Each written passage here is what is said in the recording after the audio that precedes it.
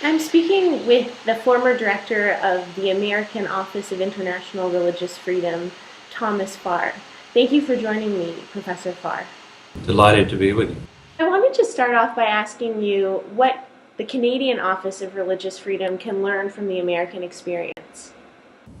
Well, I think you can learn that this is a valuable thing to do. It's an important thing to do, essentially for two reasons. One is humanitarian. There are millions of people in the world that are suffering because of their religious beliefs and practices, or those of their tormentors. There was a recent report that said 70% of the world's population lives in countries where their religious freedom is severely restricted. So I think one could reasonably argue there's a crisis in religious persecution. But there's a strategic reason as well that goes to the interests of all democracies, in my view, including Canada, and that is that if you seek to help struggling democracies such as Egypt, the Arab Spring countries, have stable, lasting democracy, they have to understand that they have to get this religion-state issue right. If they don't, they'll fail at what they themselves are trying to do, and religious freedom is a very important part of that. In your view, does establishing an Office of Religious Freedom implicitly place religious freedom above other human rights? Certainly not, although I think it's important to recognize that not all rights that one can conceive of are equal. For example, I would argue that religious freedom is more fundamental than, say, the right to a secondary school education, to just pick something out of the air, which is created by governments. Religious freedom is among those fundamental rights that sort of are attached to human beings by virtue of their existence. Religious groups would say created by God, but you don't have to be religious to understand that point. It sort of adheres to you because you're human. It isn't created by governments, but it has to be acknowledged and protected by governments if individuals are to flourish within democracies and if democracies are to work properly.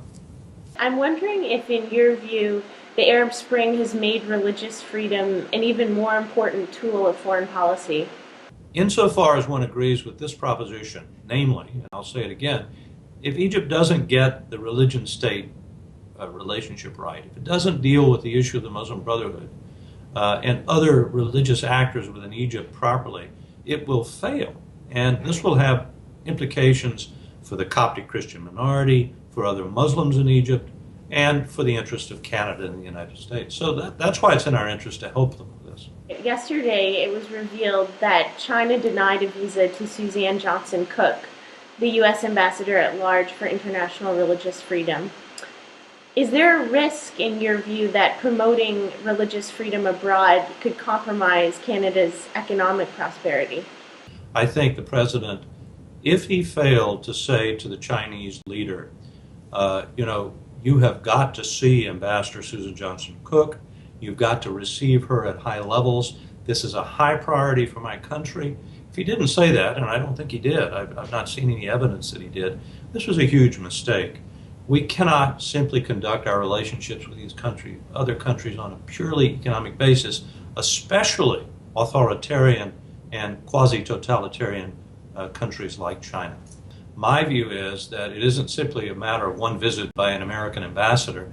It is a matter of having a whole series of relationships with the China and Chinese civil society to encourage them to see, as I said with Egypt, if you don't get religious freedom right in China, then you're not going to have sustained economic growth, you're not going to have social harmony. That's what they want, and that's what we should be saying to them. But I mean, China has had this sustained economic growth of close to 10% a year, despite, as you mentioned, having severe crackdowns on religious freedom. True, but they're very worried about sustaining it, and rightfully so. If their steady economic growth collapses, they're going to be in serious trouble. They understand that. Religious freedom can help them with this because religious freedom, among other things, encourages religious actors. Here, one thinks of the Protestant ethic in the spirit of capitalism, which some of your watchers may know about. It applies, that book applied to Protestants, but in fact I think it applies to Muslims, Buddhists, Catholics, Christians of other types in China. Let them be themselves. They're not going to be revolutionaries, but what they will do is be economically productive over a long period of time. If we could convince the Chinese that were true, I believe we would stop many of these crackdowns on religious believers, and we would help them get what they want. Fabulous. Well, thank you so much for speaking to me. You're welcome. Enjoyed it. Thank you.